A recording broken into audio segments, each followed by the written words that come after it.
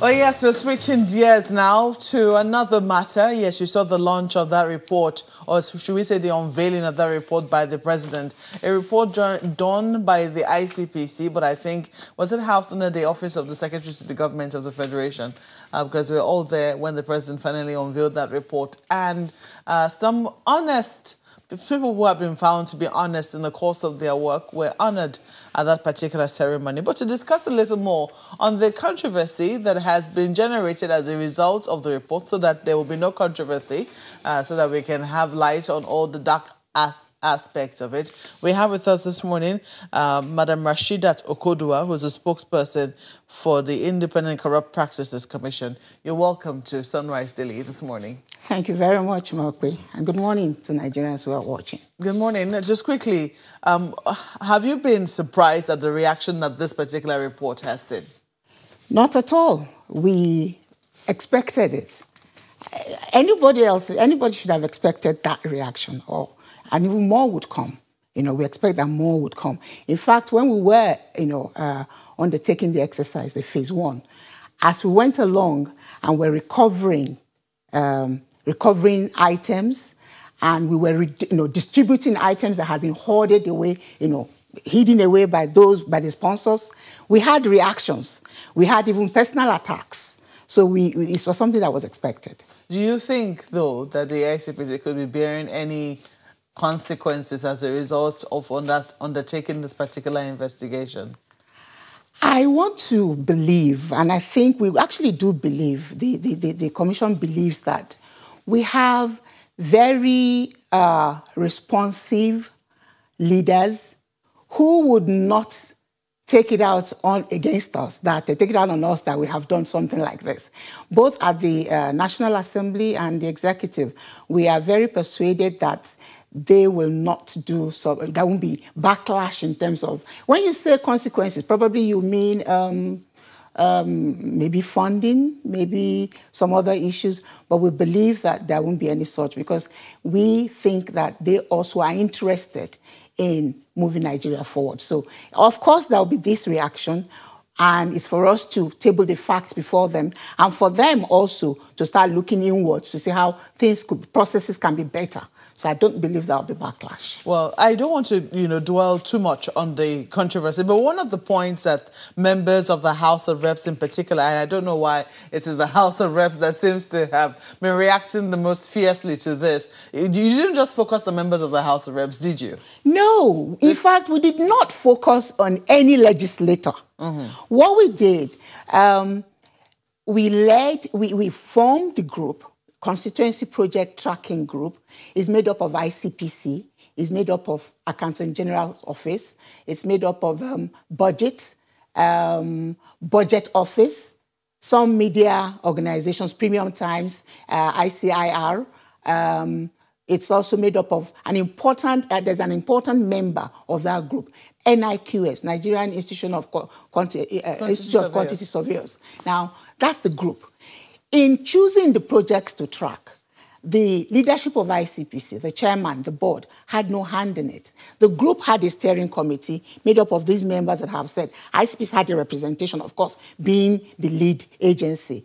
And they picked the projects by themselves. So ab initio, it wasn't meant to go after any legislator. It just so happens that constituency projects are sponsored by legislators. So if we're saying that they are poorly executed, that they don't have value for money, or they are not bearing impact on the grassroots, but of course, it will fall back on them that, what they sponsored is not having the desired impact. But we're really after any legislator, as it were. The members, well, not just the House of Reps now, but legislators in general feel that they are being picked on.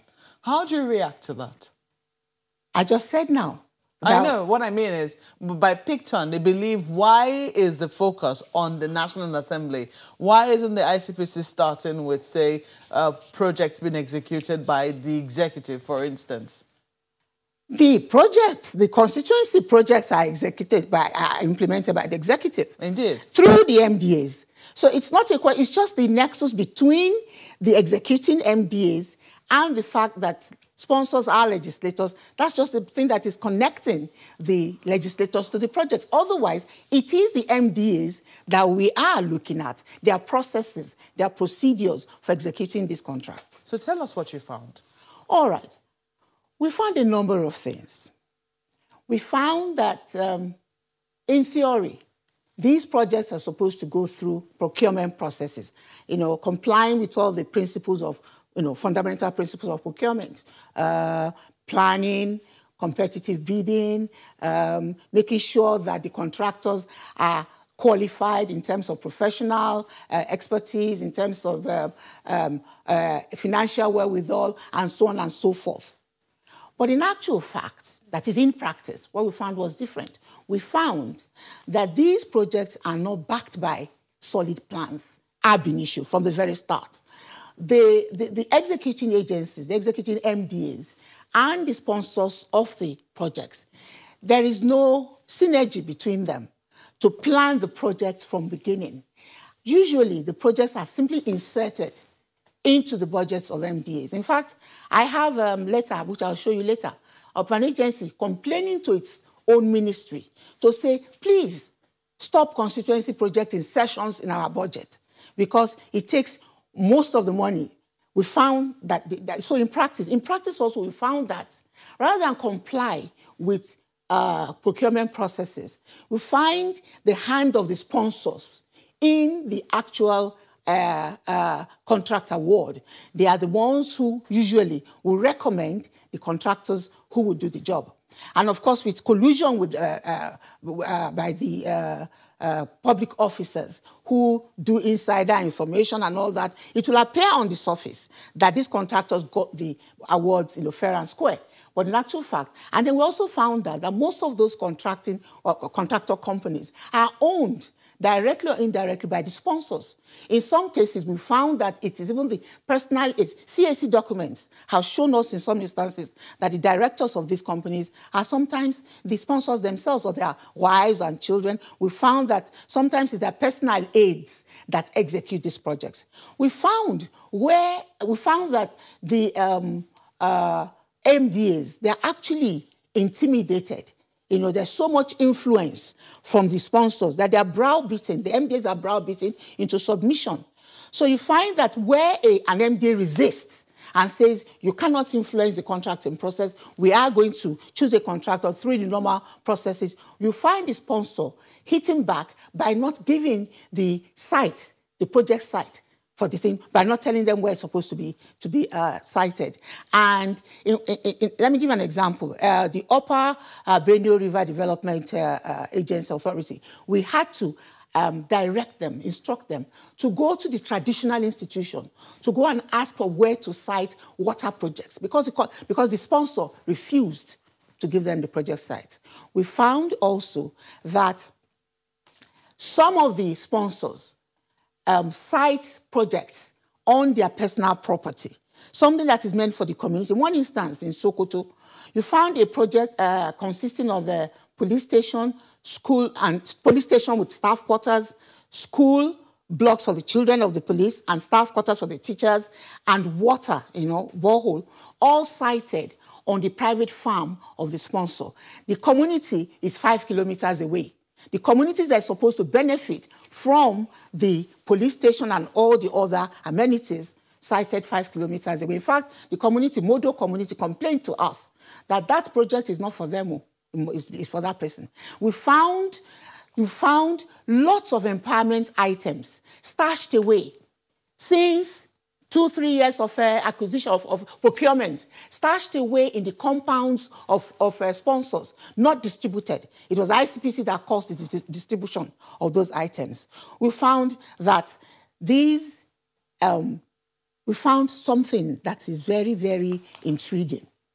The projects are mostly on a yearly basis. They're like 100 billion naira, usually on a yearly basis, appropriated, perhaps not fully funded. But I've heard even a former House of Reps member say that in some years, release could be as high as 70% of that 100 billion. Now, we found that something intriguing. We found that the components of those projects, there are water projects, health projects, education projects, and so on and so forth, that what they call empowerment and capacity building projects, these are soft projects that you cannot easily track the execution. You can't even track the impact. These soft projects that are so difficult to track, and you cannot really track them for accountability, they take about 1/3 of the funds, appropriated. For example, this year's own 2019, it's called Zonal Intervention Project. Yes, ZIP. This year's Zonal Intervention Project, you have empowerment and capacity building, taking over 35 billion naira out of 100 million. That's something that we cannot even, it's not easy to track. Because you just find that people say, oh, if you say, okay, did you execute the empowerment capacity building project? They just, somebody gives you a list of names, those who signed in for the quote unquote, the training, which could have just been, we found in an instance, it was one person's handwriting all across the board. So there's so many other things that will be found. So you're recommending now, I'm looking at some of your recommendations that, zonal intervention projects be only infrastructure, things that people can feel as much as possible. Now, the empowerment and capacity should be kept to the barest minimum. This is just phase 1 of the report. Yes. April to September 2019. What are we expecting in phase 2? We are expecting to have more projects tracked, more states covered. We are expecting, now that we have done this, in fact, the process for starting phase 2 has started. About a week and a half ago, we held a retreat on this matter to review what we did and lessons learned from the process. So we should expect, Nigerians should expect a more vigorous tracking now and a more vigorous enforcement component of this exercise. For the time that we did this first phase, we decided where we found persons have done things they shouldn't have done. For example, keeping empowerment projects in their house, grinding machines, tricycles, hiding them away, keeping them away, hospital equipment. We decided to allow distribution of those things. We allowed that we not even allowed, we enforced that they should be taken back to the beneficiaries. We didn't take enforcement action in that regard, because if we were to have taken enforcement action to say, okay, we were taking this, investigating fully, taking this case to court, those items become evidence. And court cases can drag on forever. In the instance where I had said about tricycles and grinding machines, those things had been kept away since 2016. They were already deteriorating because they were in a state of disuse. So we decided not to enforce too much this time because we wanted the people to benefit from these projects. If we had taken them as evidence, the people would not have benefited. The court case can drag for years. So Nigerians should expect a more vigorous tracking this time around. Well, we'll certainly look forward to that. We've seen just the rockers that phase 1 has raised so far.